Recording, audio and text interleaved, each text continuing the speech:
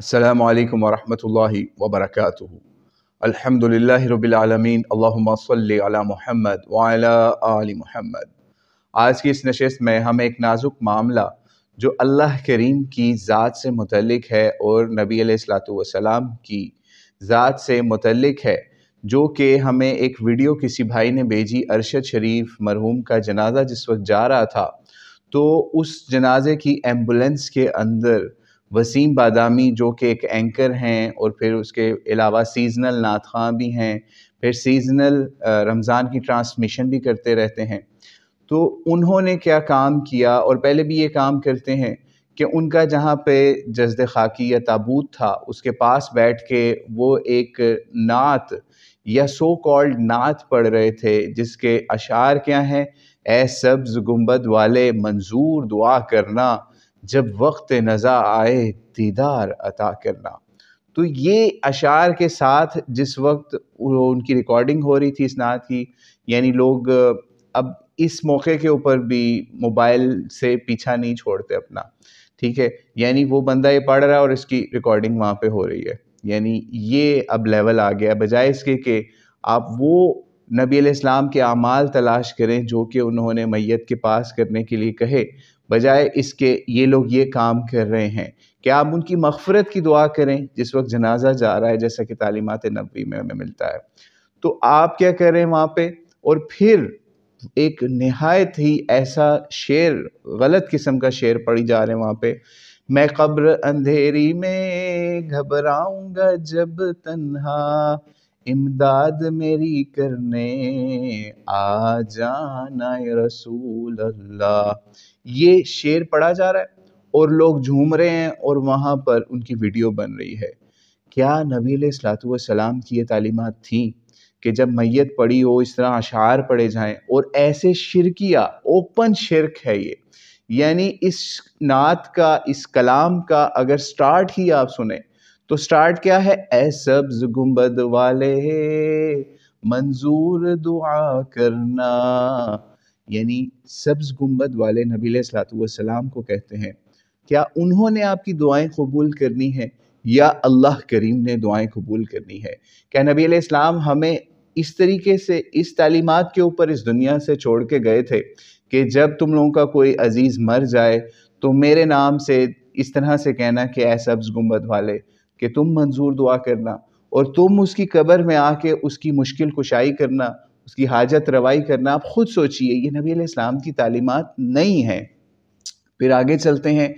अगर हम नबी अलैहिस्सलाम की तालीमात को देखें तो हमें पता चलता है कि नबी अलैहिस्सलाम मुसलमान उम्मत को कैसी कैसी दुआएं सिखा के गए। यानी आपको एक उसका सैंपल हम बता देते हैं। अब्दुल्ला बिन अब्बास और दीगर सहाबा से भी गालिबन ये रवायत आपको मरवी मिल जाएगी कि अब्दुल्ला बिन अब्बास कहते हैं कि ये दुआ नबी अलैहिस्सलाम मुझे ऐसे सिखाते थे जैसे कुरान सिखाते हैं। और वो दुआ क्या थी? अल्लाहुम्मा इन्नी अऊज़ु बिका मिन अज़ाबि जहन्नम व अऊज़ु बिका मिन अज़ाबिल क़ब्र व अऊज़ु बिका मिन फितनतिल मसीहिद दज्जाल व अऊज़ु बिका मिन फितनतिल महया वल ममात। यानी ये 4-5 फितनों से पनाह की दुआ नबी अलैहिस्सलाम सिखाया करते थे। और यही वजह है कि आज भी अहले हदीस हज़रात इस दुआ को अपनी नमाज़ों के आखिर में मांगते हैं, क्योंकि सहाबा से ये अमल मिलता है और इसी तरह नबी अलैहिस्सलाम ने भी ये दुआ की तलकीन फरमाई। इस दुआ के शुरू में ही जब अल्लाह ताला के नबी ने आपको तरीका बता दिया कि आपने कब्र के लिए, मुश्किल कुशाई के लिए मरने से पहले दुआएं करवा रहे हैं मुसलमान उम्मत से कि ए अल्लाह, मैं तुझसे पनाह चाहता हूँ, तेरी मदद चाहता हूँ। किससे? अज़ाब जहन्नम से, फिर अज़ाब उस कब्र से, ठीक है, फितनतिल मसीह दज्जाल से, फिर महया और ममात यानी आपकी मौत और हयात के फितने से। जब नबी अलैहिस्सलाम ने हमें ये दुआ तलकीन फरमा दी, तालीम फरमा दी, और हम तक सहाबा के ज़रिए से ये दुआ पहुँच भी गई, तो आज अगर मुसलमान उम्मत किसी का जनाजा रख के ये कहे कि ए अल्लाह के नबी आप आएँ उसकी मदद के लिए, उसकी मुश्किल कुशाई के लिए कब्र के अंदर, तो ये तो हमें कहीं नहीं मिलता कि नबी अलैहिस्सलाम ने कभी ऐसा अमल किया हो या समझाया हो, बताया हो। बल्कि غزوہ احد کے موقع کے اوپر جس وقت آپ تدفین فرما رہے تھے صحابہ کی، ایک ایک قبر کے اندر زیادہ زیادہ اصحاب کو بھی تدفین کرنا پڑ رہی تھی، تو اس وقت بھی نبی علیہ السلام پوچھتے تھے کہ کس بندے کو قرآن زیادہ یاد تھا، اس کو ترجیح دی جاتی تھی تدفین کے اندر بھی۔ یعنی اس سے بھی یہ چیز لوگوں نے رزلٹ نکالا کہ قرآن جو ہے آپ کی قبر کے اندر آپ کا سمجھ لیں ساتھی بن کے آپ کے لیے آپ کی مدد کر سکتا ہے آپ کے نیک اعمال کی شکل کے اندر، ٹھیک ہے؟ تو اس لیے ان کو ترجیح دی جا رہی تھی قبر میں تدفین کرتے ہوئے بھی۔ یہ بھی آپ کو روایات میں مل جاتا ہے غزوہ احد کے جب شہداء کی تدفین کرتے ہوئے۔ پھر اس سے بھی ایک آگے چلتے ہیں ہم چیز کے اوپر کہ ہم یہ چیزیں ڈیسائیڈ کر رہے ہیں، کوئی مر جائے تو ہم کہتے ہیں شہید ہو گیا، مبارک ہو، جنتی ہو گیا، اس طرح کے کام کرنا شروع کر جاتے ہیں۔ جیسا کہ ارشد شریف صاحب کی بھی وفات کے اوپر ہمارا غالب گمان یہ ہے کہ اللہ تعالیٰ اس کو معاف فرمائے اور اس کو شہادت کا درجہ عطا فرمائے۔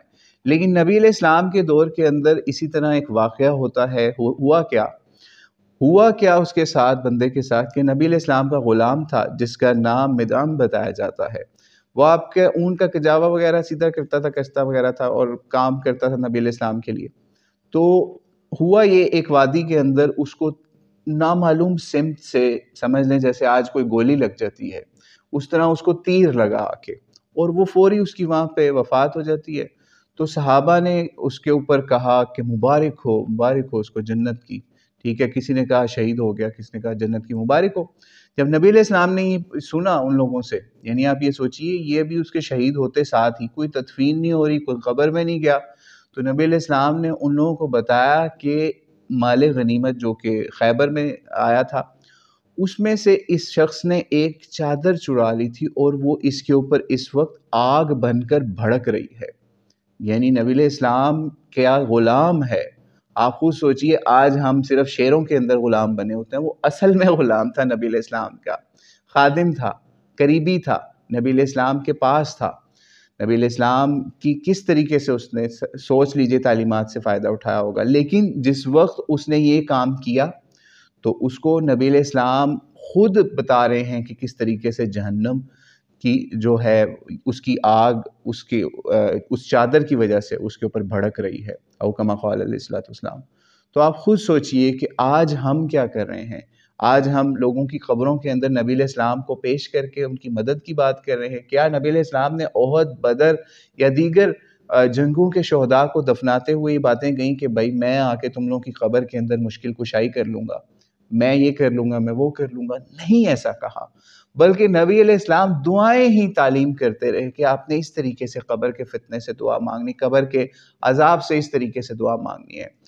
تو اور امجد صابری صاحب کا بھی یہ اس کے اندر بہت بڑا قصور ہے، جو ان کے ساتھ ہی یہ نعتیہ اشعار پڑھا کرتے تھے، انہوں نے اس نعت کو بہت زیادہ مشہور کیا، اور بھی نعت خوانوں نے بھی کیا۔ اللہ کریم ان سب کو ہدایت عطا فرمائے، اور جو یہ اب دنیا میں نہیں، اللہ ان کی مغفرت فرمائے، ان کی لغزش کو معاف فرمائے۔ بہرحال یہ ایک انتہائی اوپنلی شرکیاں نعتیں ہیں، دعا صرف اللہ سے، پکار صرف اللہ کو، اور مدد بھی صرف اللہ سے، یہ نبی علیہ السلام کی سنت ہے۔